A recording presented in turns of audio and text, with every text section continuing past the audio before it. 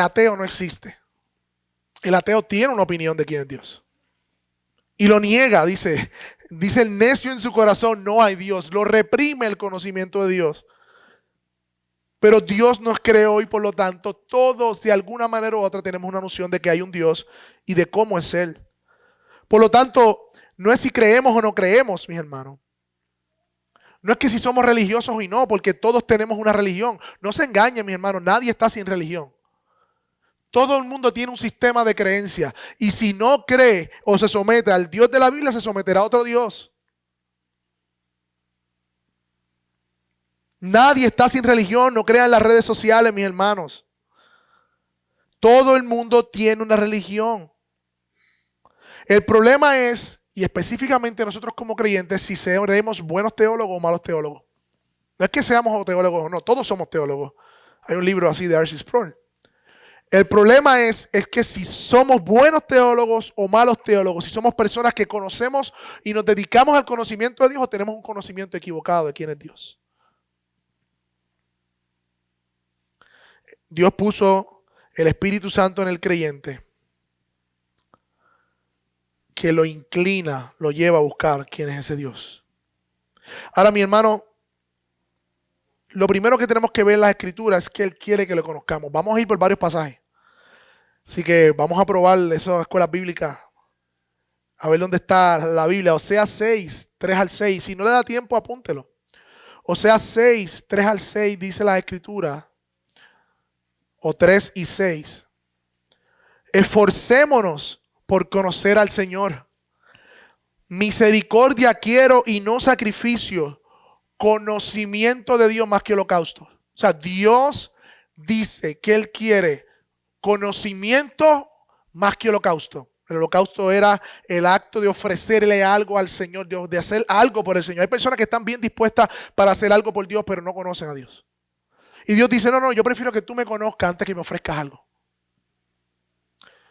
Proverbios 2, del 1 al 5, es otro pasaje donde la sabiduría se encarna y le dice, hijo mío, si recibes mis palabras, Proverbios 2, 1 al 5, y atesoras mis mandamientos dentro de ti, da oído a la sabiduría, inclina tu corazón al entendimiento, porque si clamas a la inteligencia, alza tu voz por el entendimiento, si la buscas como a plata y si procuras como tesoro escondido, entonces entenderás el temor del Señor y descubrirás su conocimiento.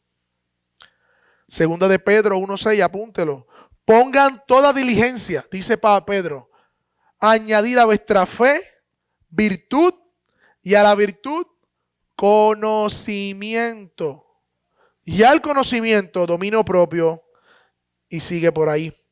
Segunda de Pedro 3:18 dice, crean en la gracia, creced en la gracia y en el conocimiento de nuestro Señor Jesucristo. Filipenses 3:8 dice, estimo todas las cosas como pérdida, Pablo hablando, por la excelencia del conocimiento de Dios.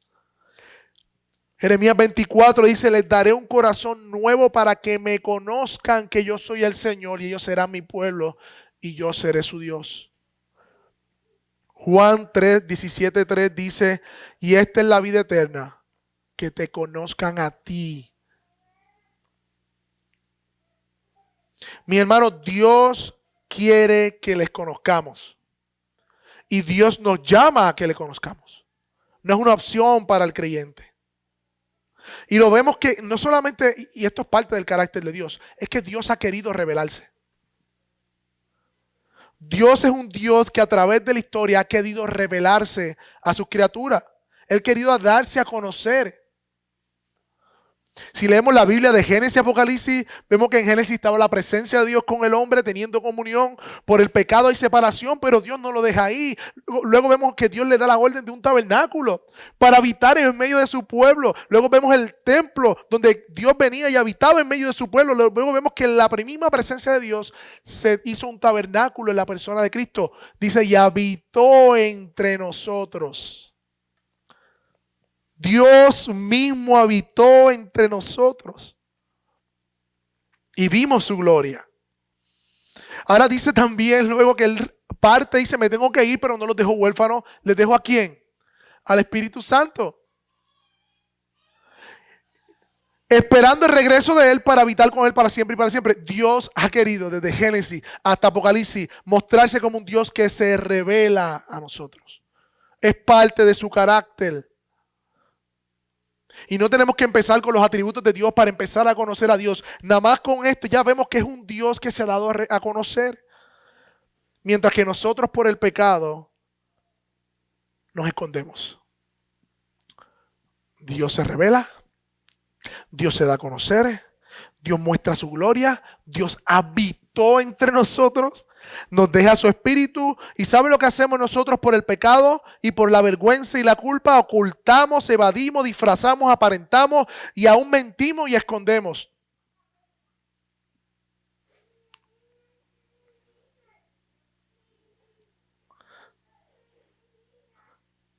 Pero Él quiere que le conozcamos, mis hermanos. Ese es su carácter.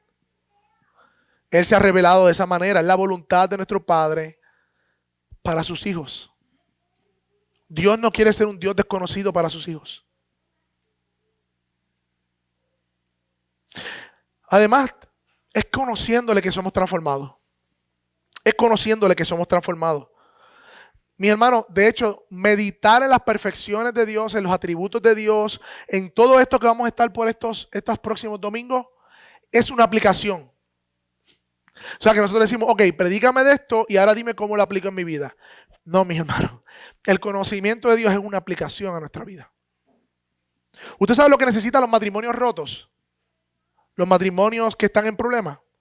Conocimiento de Dios. ¿Usted sabe lo que necesita alguien que está en el sufrimiento? Conocimiento de Dios. ¿Usted sabe qué necesita alguien que va a tomar decisiones para que tenga certeza? Conocimiento de Dios. ¿Qué necesita alguien que está en medio de la enfermedad, de un proceso de muerte? Conocimiento de Dios. ¿Qué necesita aquellos que están en ansiedades para tener descanso? Conocimiento de quién es Dios. Así que, mis hermanos, todas nuestras luchas, ansiedades, pecados, nuestros problemas nuestros problemas matrimoniales, nuestros problemas de relaciones, todo esto, mi hermano, es falta de conocimiento de Dios en algún área de nuestra vida. Es falta de conocimiento de Dios. Ahora bien, ¿podemos conocer a Dios? Hay personas que dicen, sí, es que pasa que Dios es muy grande, no lo podemos conocer. De hecho, la Biblia dice que su grandeza es inescrutable. Él dice que Él es incomprensible, que Él es infinito. ¿Cómo es que yo tengo que conocer a Dios? ¿Podemos conocerlo? Sí, mis hermanos, podemos conocerlo. Pero es necesario que Él se nos revele. O sea, que Él se nos dé a conocer. Y en general, y ustedes saben, pequeños teólogos, hermanos, que hay dos tipos de revelación. La revelación general. Dios se ha dado a conocer por medio de la creación. Salmo 24 dice que los cielos cuentan la gloria de Dios y que el firmamento anuncia la obra de sus manos. Pero también la palabra de Dios dice en Romanos 1:18, y quiero que lo lean todos conmigo. Romanos 1.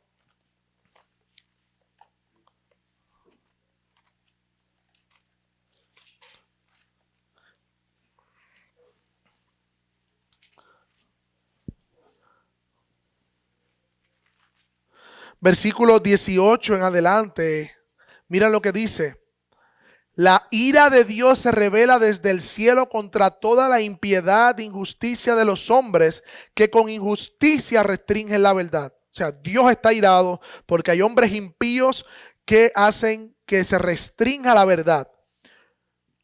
Pero lo que de Dios se conoce acerca, pero lo que se conoce acerca de Dios es evidente dentro de ellos. O sea que Dios puso en el corazón de todo hombre su conocimiento. Pues lo hizo evidente. No solamente en su corazón, porque desde la creación del mundo, sus atributos invisibles, su eterno poder y divinidad se han visto con toda claridad, siendo entendida por medio de las cosas creadas, de manera que ellos no tienen excusa. La Biblia nos enseña que Dios se revela a través de la creación y que el hombre no tiene excusa porque por medio de la creación su poder, divinidad, se hace claramente visible. Ahora bien, es una revelación general, no es salvífica. Debe haber una revelación personal y especial. ¿Y saben dónde ha dado su revelación especial? A través de las Escrituras. A través de las escrituras. Dios escogió revelarse y conocerse, darse a conocer a través de las escrituras. Esos 34:27 no tienen que buscarlo. Le dice a Moisés: escribe estas palabras, conforme estas palabras se ha hecho pacto conmigo e Israel. En Deuteronomio 6 sabe que dice: repetirás estas palabras a tus hijos para que recuerden el testimonio de Dios. El Salmo 19 habla de acerca de la ley y el testimonio, que es perfecto, que es puro, que convierte el alma. Juan capítulo 20:31, hablando del evangelio de Juan, se han escrito estas cosas para que crean que Jesús es el Cristo, el Hijo de Dios. Dios ha dejado su palabra escrita para que nosotros podamos conocerle de manera personal. Usted sabe que a la gente le encanta el tema de Dios, excepto cuando menciona a Jesús y cuando menciona pecado y santidad. Lo pude ver quizás ayer predicando. Decía Dios y todo el mundo así. Sí, pero Dios va a juzgar y Dios es santo. Y todo el mundo. Sí, la única manera de venir a Dios es a través de Cristo. Por eso necesitamos la Biblia para poder interpretar correctamente cómo Dios se ha revelado. Así que contestamos que si, primero, que Dios se ha dado a conocer, que podemos conocer a Dios, pero Él tiene que revelarse de manera general en la creación, de manera particular en la Biblia. Hermanos, solo las escrituras nos revelan lo que es Dios y lo que Él hace y lo que Él desea. Nada más y nada menos. Mis sentimientos, mis impresiones personales de lo que yo creo que Dios o lo que Él es y hace vale lo mismo que el dinero de monopolio en el banco. Cero. Nada, mi gente. Ahora bien, mis hermanos, hay una necesidad de que Dios se nos revele. Romanos 9, hablando de la salvación, dice que no depende del que quiere ni del que corre, sino de Dios que tiene misericordia. Por lo tanto, mis hermanos, no podemos conocer a Dios de forma natural, sino que tenemos que conocerlo por revelación. Y Él se ha revelado en su palabra. Vayan conmigo a 1 Corintios 2, versículo 14, que dice, 1 Corintios 2, versículo 14 dice: pero el hombre natural, esto quiere decir no regenerado, el hombre natural no percibe las cosas que son del Espíritu de Dios, porque para él son locura y no las puede entender porque se han de discernir espiritualmente. Y hay un pasaje que me gusta mucho, Mateo 11, 25 al 27. Vaya conmigo también. Mateo 11, 25 al 27. Y precisamente Jesús acababa de predicarle a las ciudades de Corazín y Betsaida. Mateo 11, 25 al 27. A Capernaum, a todas estas ciudades donde Jesús hizo muchos milagros. Y dijo eso mismo, que hicieron tantos milagros que aún Sodoma y Gomorra se hubiesen convertido, pero ellos no se convirtieron. El castigo es más fuerte para ellos. Pero mira el versículo 25 que dice: en aquel tiempo Jesús dijo: te alabo, Padre, Señor del cielo y de la tierra, porque ocultaste estas cosas a los sabios y a los inteligentes y se lo revelaste a los niños. Sí, Padre, porque así fue de tu agrado. Todas las cosas me han sido entregadas a mí por mi Padre, y nadie conoce al Hijo sino el Padre, y nadie conoce al Padre sino el Hijo, y a quien el Hijo se lo quiera revelar. Mis hermanos, la palabra de Dios es clara. Si tú y yo hoy tenemos un rasguño, como yo digo, del conocimiento de Dios, es por pura misericordia, por pura gracia de Dios, porque Él ha querido y le ha agradado. Él ha ocultado su conocimiento de los sabios y entendidos y se lo ha dado a los que son como niños, a aquellos que vienen por medio de la fe. Pero interesantemente, mira lo que dice ese mismo pasaje luego de eso, versículo 28. Vengan a mí. Adiós, tú no ocultaste estas cosas a los sabios entendidos. Sí, pero vengan a mí. Vemos un pasaje donde habla claramente de la soberanía de Dios en revelarse y de la responsabilidad del hombre de venir a Él. Así que si tú estás aquí en medio nuestro, visita, amigo, el Señor te llama, ven a mí. Él es soberano en su revelación, pero tú eres responsable de venir a Él. Tú eres responsable de venir a Él. Y no solamente a los no creyentes o a los que nos visitan, sino a los creyentes, que nosotros que hemos creído, igualmente somos responsables de venir a la fuente inagotable de conocimiento de Dios. Ahora bien, mis hermanos, muchas personas dirán, sí, Dios se revela en la Biblia, pero también en otros lugares. ¿O por qué solo las Escrituras, mis hermanos? Mi hermano, porque el Dios que servimos es el Dios de la Biblia. Es el Dios que se ha revelado a las Escrituras. Primera Timoteo 3:16 dice que ellas son inspiradas por Dios. Según de Pedro dice que la profecía no fue traída por voluntad humana, sino que todos los santos hombres de Dios escribieron inspirados por el Espíritu Santo. Las Escrituras nos revelan a Dios y su carácter. Solo las Escrituras. Solo las Escrituras. Ahora bien, mis hermanos, ¿podemos conocer completamente a Dios? Es una pregunta que tenemos que hacernos. ¿Cuál es la contestación a eso, mis hermanos? Salmo 145:3. Su grandeza es inescrutable. O sea, mis hermanos, que no se puede entender ni comprender completamente el conocimiento de Dios. Romanos 11:33, cuando Pablo termina de explicar, por decirlo de una manera, el Evangelio, ¿tú sabes lo que dice? ¿Cuán insondables son tus juicios? ¿Quién entendió la mente del Señor? La respuesta es nadie, mi hermano. Job 26 habla de que solo lo que oímos del Señor es un susurro de su voz. Solo es un susurro. Salmo 139 dice, tal conocimiento es demasiado alto para mí, no lo puedo comprender. No lo puedo comprender. Miren esta ilustración, mis hermanos. Aunque sí podemos conocer cosas de Dios, mira lo que dice esta ilustración. Que nuestro limitado pero verdadero conocimiento de Dios puede compararse con la primera visita de una niña al océano. Mientras las olas salpican sus pies, ella dice, mojado. Ella mete la mano en el agua, se la lleva a la boca y dice, salado. Luego levanta los ojos, contempla el vasto panorama del mar que llega hasta el horizonte y susurra, grande. Esta niña en la orilla solo tiene la más mínima comprensión de las propiedades del océano.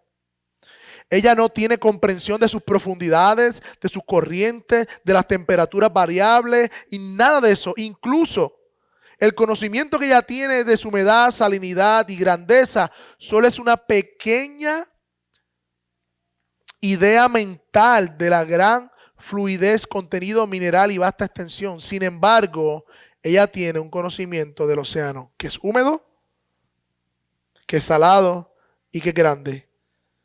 Y siempre lo es. Tal es nuestro conocimiento de los atributos de Dios. Es como un conocimiento verdadero, pero infantil. Ve que él dijo una vez, solo podemos percibir los confines de su ser si reflexionamos sobre sus atributos. Y esto debería llevarnos a gran humildad. Mis hermanos, nosotros somos como esa niña que toca el mar y puede decir cosas verdaderas de ese mar, pero jamás agotaremos el conocimiento de nuestro Dios. Jamás. Jamás, mi hermano.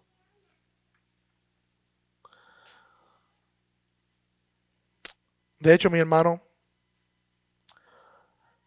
la palabra de Dios, a pesar que nos dice que su conocimiento es inescrutable, vayan conmigo a Jeremías 9:23 al 24, dice que este conocimiento inescrutable debe ser la fuente de todo gozo y de toda alegría.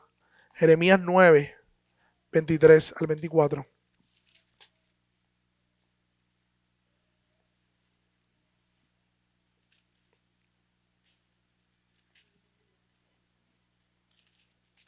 Así dice el Señor en Jeremías 9:23 y 24.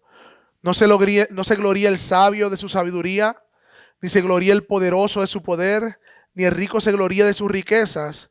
Pero si alguien se gloríese en esto, de que me entiende y me conoce, pues yo soy el Señor, que hago misericordia, derecho y justicia en la tierra, porque estas cosas me complazco, declara el Señor. Y de manera resumida, Jesús lo dijo, y esta es la vida eterna, que te conozcan a ti, al único Dios verdadero. Mis hermanos, ¿de dónde proviene el sentido de tu vida? Esa es la pregunta que tenemos que hacer. ¿De dónde proviene esa felicidad y gozo que te levanta en la mañana? ¿Cuándo tú estás más contento? ¿Cuándo tú estás más satisfecho? ¿Tiene que ver con el hecho de que estás conociendo más a Dios? o de que cobraste el viernes, o que se te dio un proyecto. De hecho, aquí dice que no se gloría el sabio de su sabiduría. ¿De qué tú te glorías? ¿De qué tú hablas constantemente? ¿De qué tú te regocijas verdaderamente? ¿De algún título que conseguiste en la universidad? ¿De alguna buena posición de trabajo? ¿De la casa que te compraste? ¿De tu influencia? ¿De no sea la gloria el poderoso en su poder? Mi hermano, la única razón por la cual debemos gloriarnos, estar satisfechos, estar completos y dar a conocer a otros qué hay en nuestro corazón es porque conocemos a Dios. Conocimiento de Dios debe ser el centro y la fuente de nuestra glorificación a Dios. Podemos conocerlo verdaderamente porque se ha revelado. Mi hermano, y esta serie que vamos a entrar, hoy voy a entrar solamente con un atributo. El domingo que viene vamos a conocer más atributos.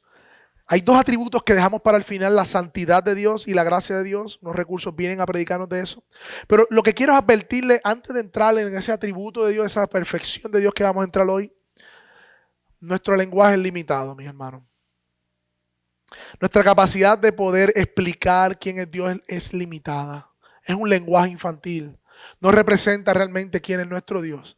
Pero es un esfuerzo débil que tratamos de hacer. Es la misma, es como Dios hace un baby talk, dice yo creo que Steve Lawson, cuando nos dice yo soy así para que me entienda. Como si Dios nos hablara como a bebé, que decimos mamá, así Dios hace con nosotros. Para que nosotros podamos absorber algo de su grandeza inescrutable. Así que mis hermanos, nuestro lenguaje es limitado. Por eso nosotros comenzamos el estudio de Dios con atributos o perfecciones. Porque no podemos decir de Dios todo de un cantazo. Tenemos que de alguna manera no hablar partes de Dios porque no son partes de Dios.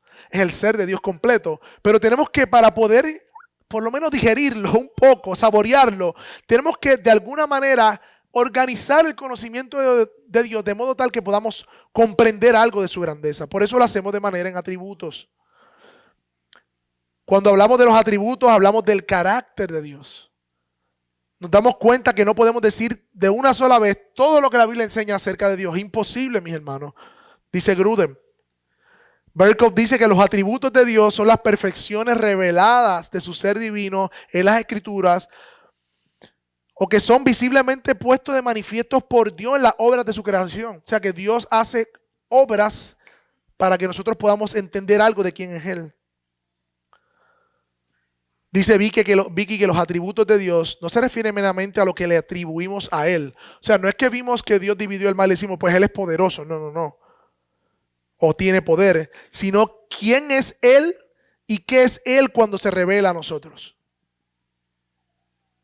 Por lo tanto, mis hermanos, los atributos de Dios no son partes de Dios, sino que son la esencia de su carácter. Dios no posee un atributo más que otro. Dios no es un atributo más que otros. Dios es todos estos atributos y perfecciones en su perfecto carácter y ser.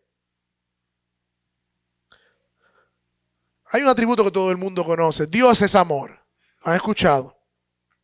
Lo que estamos diciendo cuando decimos Dios es amor, por ejemplo, es que Él es, en su ser, Él es el perfecto amor. Él define el amor porque es la perfección de ese amor. Está en su carácter. Ese atributo está completo y perfecto en Él. Dios no puede aprender a ser más amoroso porque entonces no sería Dios. Ese es el punto. Dios no aprende, no crece ninguno de sus atributos porque ya Él los posee de manera perfecta. Y el primer atributo que vamos a hablar hoy es el atributo de la independencia de Dios o la aceidad de Dios. La independencia de Dios, que es más fácil, un lenguaje más conocido, un lenguaje más seminarista, la aceidad de Dios. La palabra aceidad quiere decir A y C, eso quiere decir que es una propiedad de cual el ser existe de parte de sí mismo. O sea, este atributo de Dios quiere decir que Dios existe por medio de Él mismo. No hay nada ni nadie que alimente o que le dé vida o que de Él dependa. Este atributo solo puede pertenecer a Dios. Solo puede pertenecer a Dios porque Dios existe a partir de sí mismo, no depende de nada, no depende de nadie, no es sustentado por nada, no es sustentado por nadie. ¿Quién le dio, dice Pablo, para que le fuese recompensado? ¿Quién fue su consejero? Dice el Salmo 92, antes que naciesen los montes y formasen la tierra, desde el siglo y hasta el siglo, tú eres Dios. Dios siempre ha existido, aunque esto es un atributo de la eternidad que se entrelaza con la seidad, pero lo que quiere decir que antes de la creación del mundo, Él es independiente a su creación. Él no necesita de su creación para ser Dios. Por eso dice Génesis 1:1 que en el principio Dios creó los cielos y la tierra. Y ese principio quiere decir que no existía nada de lo que tú y yo hoy vemos y ya era Dios antes del principio. Hay un pasaje hermoso que nos abre la eternidad pasada, Juan 17:5. Dice Jesús orando, Padre, la gloria que tuve contigo antes de que el mundo fuese, dámela. O sea, Cristo el Hijo era glorioso juntamente con Dios el Padre antes de que el mundo fuese. Por lo tanto, la existencia de Dios no es causada por ninguna cosa. Todo lo contrario, todo lo creado tiene su primera causa en Dios. Su primera causa en Dios. Todo lo creado depende de Él, es sostenido por Él porque fue creado por Él. Colosenses 1:15 y 16. Hablando de Cristo, del Hijo, Él es la imagen de Dios. Y sigue diciendo que esa imagen de Dios, por medio de Él, todo fue creado. Las cosas visibles e invisibles, sean tronos, sean dominios, sean principados, sean potestades, todo fue creado por medio de Él y por Él y para Él. Él es antes de todas las cosas y dice el mismo texto que todas las cosas en Él encuentran cohesión, dice una versión. En Él subsisten, Él sostiene la creación. Y Dios, por lo tanto, es independiente, por eso es el atributo de la independencia, de todas estas cosas. Dios es autoexistente, Él es autosuficiente, Él no tiene principio de creación, ni existencia, no tiene fecha de vencimiento. Él existe desde siempre y para siempre, mi hermano. Eso quiere decir que antes de la creación Dios estuvo completo en sí mismo, suficiente y satisfecho en sí mismo, no necesitando de nada ni de nadie. Dice una de las confesiones que Dios tiene en sí mismo y por sí mismo toda la vida, la gloria y bondad y bienaventuranza, el único todo suficiente en quien por sí mismo, no teniendo necesidad de ninguna de sus criaturas hechas por Él, ni derivando ninguna gloria alguna de ellas, sino que manifiesta su propia gloria en ella, para ella, hacia ella y sobre ella. Lo que nosotros hacemos de dar gloria a Dios simplemente es una respuesta de su propia gloria en nosotros. Nosotros no creamos gloria para Dios, somos un espejo de la de Él. Por lo tanto, mis hermanos, cuando entendemos el atributo de la independencia de Dios, entonces comenzamos a ver a Dios como un Dios que no necesita de nosotros. Dios no necesita ni de ti ni de mí para ser Dios. Dios no es un Dios triste y aburrido en el cielo que le está diciendo a sus criaturas, vengan porque necesito gloria. No. El que tú lo obedezcas o no lo obedezcas, eso le hace una pizca a Dios. No le quitas ni le restas nada a Dios.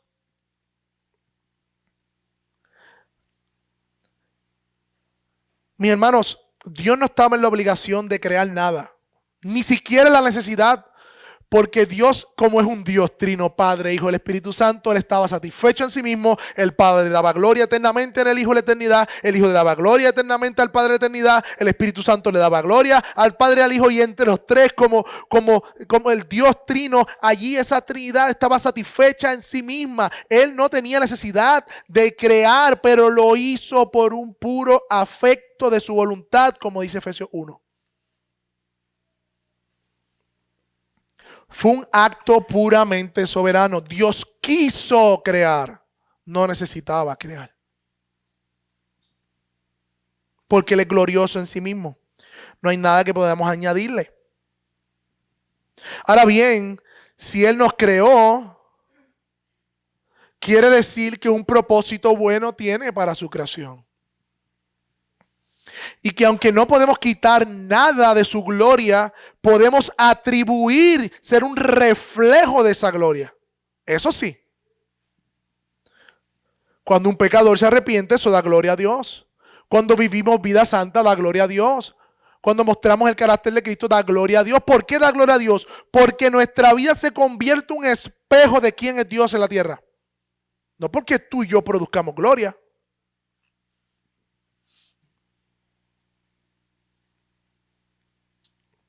Hay personas que dicen, voy a ir a la iglesia para cumplir con Dios.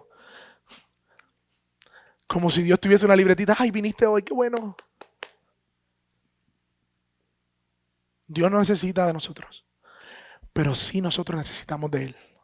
Eso pone al hombre en su lugar.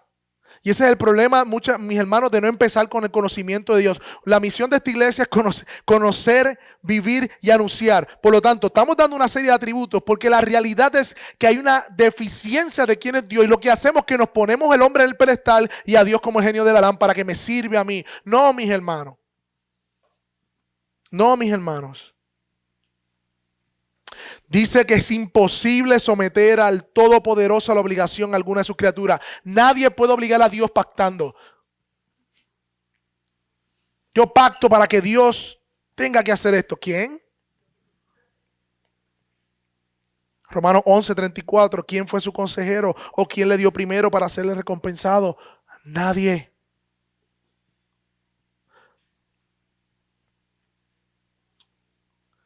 Pero a pesar de que Dios estaba satisfecho en sí mismo, mis hermanos, Él decidió crearnos para que le glorificáramos. Dice Efesios 1:12 que hemos leído, a fin de que seamos para la alabanza de su gloria. Efesios 2:10 dice que somos hechura suya, creados en Cristo Jesús para buenas obras.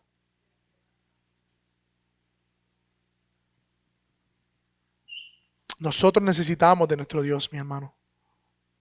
Y por lo tanto nuestro propósito y nuestra razón de ser no proviene de nosotros ni de nuestros sueños o metas, proviene de nuestro Creador.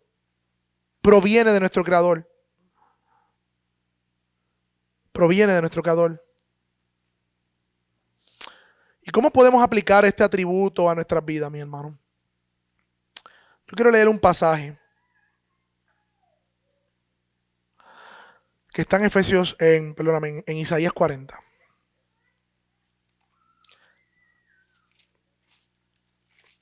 Me gustaría seguir con los próximos atributos, los tengo ahí, pero no puedo por el tiempo.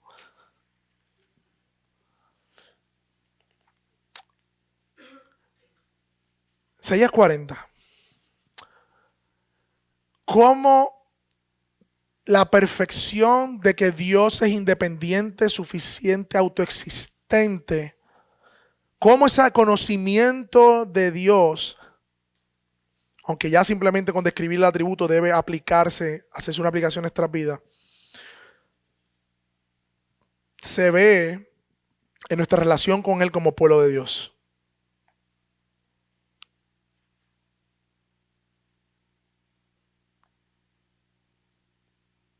Isaías 40. Vamos a leerlo. Déjelo ahí. Lo primero que debemos decir, hermanos, para aplicar este pasaje es que no hay nada seguro debajo de este sol. Todo depende de alguna otra cosa. Todo depende de alguna otra persona. Pero nuestro Dios no.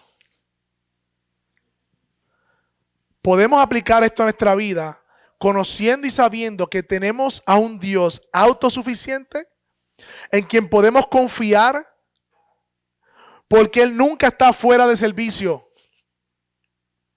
Porque Él no depende de algo ni de nadie ni de su creación. Porque Él no tiene ninguna fuerza espiritual que lo sostenga. Él es la causa primaria de todas las cosas y la fuente de vida misma. Eso nos debe a nosotros llevar a una consolación, a un consuelo que podemos confiar en un Dios que jamás su poder se agota y su vida se agota. Y a pesar de que Dios no nos necesita para ser Dios, nosotros sí necesitamos a Él para vivir. Y esto invita, hermanos, a mirar a nuestros corazones, a ver si tenemos alguna visión de algún Dios pequeño, que depende de lo que nosotros hagamos. Si hago esto, entonces viene esto. No, mis hermanos, Dios no depende de lo que hagamos para que sea Dios. Ahora bien, miren con la misma palabra, cómo el conocimiento de Dios trae consuelo a su pueblo. Versículo 1, voy a leerlo completo, dice: consuelen a mi pueblo, dice su Dios. Hablen al corazón de Jerusalén y digan a voces que su lucha ha terminado, que su iniquidad ha sido quitada, que ha recibido de la mano del Señor el doble por todos sus pecados. Una voz, lo leímos ahorita, que clama: preparen en el desierto camino al Señor, allanen en soledad calzada para nuestro Dios. Todo valle sea elevado y todo monte y collado vuélvase llano en terreno escabroso y abrupto ancho valle. Entonces será revelada la gloria del Señor y toda carne a una lo verá. Pues la boca del Señor ha hablado. Una vez dijo: clama. Entonces él respondió: ¿qué he de clamar? Que toda carne es como hierba y todo su esplendor es como flor del campo. Se seca la hierba, se marchita la flor, cuando el aliento del Señor sopla sobre ella. En verdad el pueblo es hierba. Se seca la hierba, se marchita la flor, pero la palabra de nuestro Dios permanece para siempre. Súbete a un monte alto, oh Sión, portadora de buenas nuevas. Levanta con fuerza tu voz, oh Jerusalén, portadora de las buenas noticias. Levántala, no temas, dile a las ciudades de Judá: aquí está su Dios. Miren, el Señor Dios vendrá con poder. Su brazo gobernará por él. Con Él está su galardón y su recompensa delante de él. Como pastor apacentará su rebaño. En su brazo recogerá los corderos y su seno los llevará. Los guiará con cuidado a las recién paridas. ¿Quién midió las aguas en el hueco de su mano y de su palmo tomó la medida de los cielos? ¿O con un tercio de la medida calculó el polvo de la tierra? ¿Quién pesó los montes con la báscula y las colinas con la balanza? ¿Quién guió al Espíritu del Señor? ¿O quién fue consejero suyo que le enseñó? ¿A quién pidió consejo? ¿Y a quién le dio entendimiento? ¿Quién lo instruyó? ¿En qué senda de la justicia le enseñó conocimiento y mostró el camino de la inteligencia? La respuesta es nadie, ninguno. Las naciones le son como una gota en un cubo y son estimadas como un grano de polvo en la balanza. Él levanta las islas como al polvo fino. El Líbano no bastará para el fuego, ni bastarán sus bestias para el holocausto.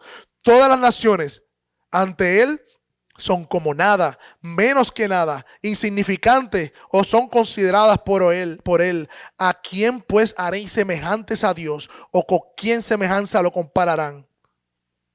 El artífice funde el ídolo, el orfebre lo recubre de oro, el platero le hace las cadenas de plata. El que es muy pobre, para tal ofrenda escoge un árbol que no se pudra. Se busca un hábil artífice para erigir un ídolo que no se tambalee. ¿No saben? ¿No han oído? ¿No se lo han anunciado desde el principio? ¿No lo han entendido desde la fundación de la tierra? Él es el que está sentado sobre la redondez de la tierra, cuyos habitantes son como langostas.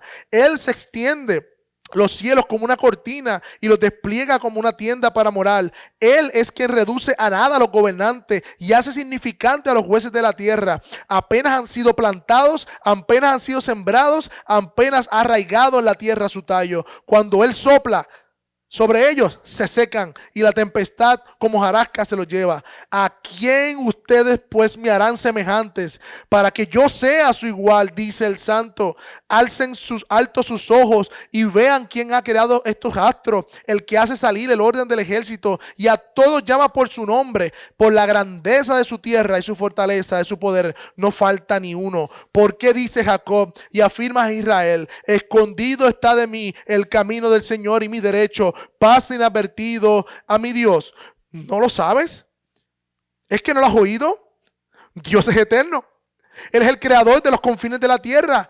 Y aquí está nuestro consuelo, mis hermanos. Él no se fatiga ni se cansa. Su entendimiento es inescrutable. Él da fuerza al fatigado y al que no tiene ninguna les aumenta el vigor. Aunque los mancebos se fatigan y se cansan y los jóvenes tropiezan y se vacilan, pero los que esperan en el Señor renovarán sus fuerzas, se remontarán como las alas de águila, correrán y no se cansarán, caminarán y no se fatigarán, mis hermanos. El consuelo que nos da fuerza en medio de cualquier circunstancia, aflicción, nuestro peregrinaje en la tierra, es el hecho de que nuestro Dios es más que suficiente. Es el hecho de que Dios tiene vida en sí mismo, no se cansa, no se fatiga, y Él es quien da fuerza al cansado y al caído, mis hermanos. Esa es la palabra del Señor. Mi pregunta es, ¿esa es la imagen del Dios que nosotros tenemos? ¿Estás cansado? ¿Estás fatigado? ¿Estás ansioso? ¿Hay algo en tu mente que te está estropeando tu caminar, tu fe? ¿Sabes qué? Te falta conocimiento de Dios. Porque Dios no le dice, voy a arreglar esto en tu vida, te voy a arreglar tu matrimonio, te voy a hacer esto. No, Dios no dice, te voy a dar aquello que te falta. No, Dios dice, mira hacia los cielos, levanta tu mirada y mira quién soy yo. Dios ha prometido fortalecernos en medio de nuestro camino por medio de su conocimiento.